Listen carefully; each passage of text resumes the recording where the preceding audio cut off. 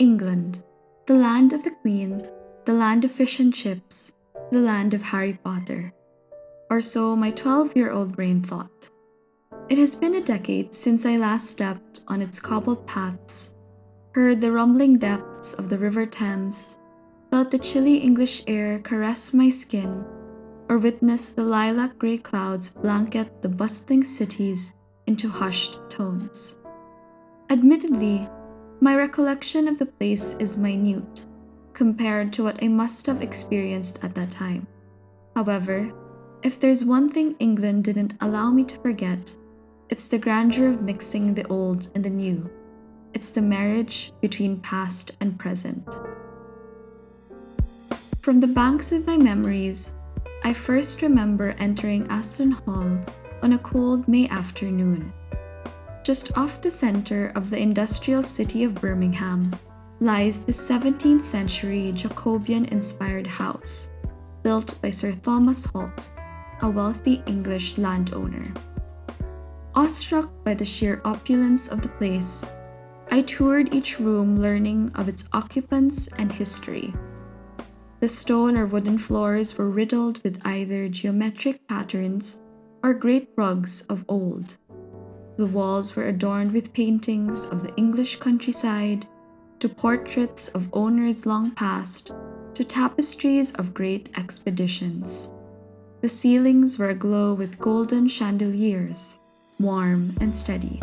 The rooms were full of ornate furniture, adorned with fixtures and objects that were no less telling of the dwellers' statuses. I had felt so removed from the present time then, but not estranged enough to feel alienated. Much of what surrounded me were still very familiar. In a way, it was like talking to a much older friend, where you both know the same things but just have different perspectives. A golden spoon is just that to me, but to them, it was a sign of nobility. It was peculiar to think that these priceless trinkets were used and just easily thrown away, that the stoic painted faces were once people that held expressions no artist could ever draw, that the walls were graced by nameless hands for centuries, and that the same floors were walked upon by women donning fine dresses and silk sandals instead of a girl in a leather jacket and rock-style boots. Funny as the thought was, I treaded along the creaky corridors, listened to the explanations and stories, and finally settled my sights on the paned windows that overviewed the expansive gardens. I had sighed then at the beauty of the green haven before me, just as a thought occurred. How many before have looked and been awed by the same view too? On another grass garden in a much warmer day, some students lay quietly reading, while others were huddled close in light conversation. All this enveloped by the impressive edifice of Oxford University. A pioneer of education as it dates back to around 1096, the school and the city surrounding it was anything but antiquated. Actually, the surest feeling I remember from Oxford was the youthful energy teeming in the air. I can still recall the sneaker-clad footsteps of college boys and girls, accompanied by snippets of talk about upcoming exams or the latest drama on campus as they passed me by. Bicycle bells were ringing as people raced toward class or away from it. The aroma of brewed coffee and newly baked bread wafted from cafes where students flocked to relax or study. Bookstores were packed of its own customers too, including myself. Everywhere around me was just so lively, so hopeful, so full of promise. I could never forget that feeling. The irony was not lost on me though, that an institution as old and enduring as Oxford constantly sheltered young minds that had helped, have helped, and could help shape the future. All around me were the thinkers of tomorrow, just like their predecessors were the thinkers of today.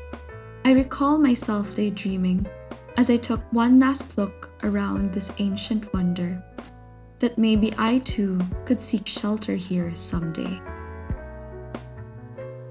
Of course, I wouldn't have gone to England if I couldn't pass by its capital. They say that there's no place like London, and to this, I completely agree. Originally a port city, thanks to the River Thames, it is now considered one of the busiest places to trade and do business. However, despite its many skyscrapers and sleek architecture, the main attraction falls to its infamous landmarks. Dotted across the city were monuments such as the Houses of Parliament, St. Paul's Cathedral, the Tower Bridge, and Trafalgar Square, just to name a few. On one side was the 300-year-old Buckingham Palace, where the royal family resides, and on the other was the 1,000-year-old Tower of London, which is now a museum, as opposed to its long history as fortress, palace, and prison. Strikingly, these structures were built across different periods, from the time of the Norman conquest to the Renaissance to the Industrial Age up to the present.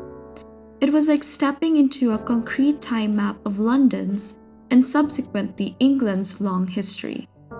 Frankly, it was a whirl to jump from landmark to landmark, from one time to the next, only to be suddenly pulled back to the present once you've left the building. There was just so much to take in, from the machinations of the Big Ben, to the torture devices and royal jewels in the Tower of London, to the vast collections of the British Museum, to the famous London Bridge. From the London Eye's view, it was extraordinary to see the contrast between modern and old. I had likened it to a quilt, mismatched pieces woven beautifully together to envelop, in this case, England's rich history and culture. England, in my short time there a decade ago, was a fusion of what has been and what is. If anything, it is the concrete epitome of embracing the past with the present. No wonder there's something different about the English air. There's a bit of something old, a bit of something new, a bit of something erstwhile. And it had definitely been worth the while.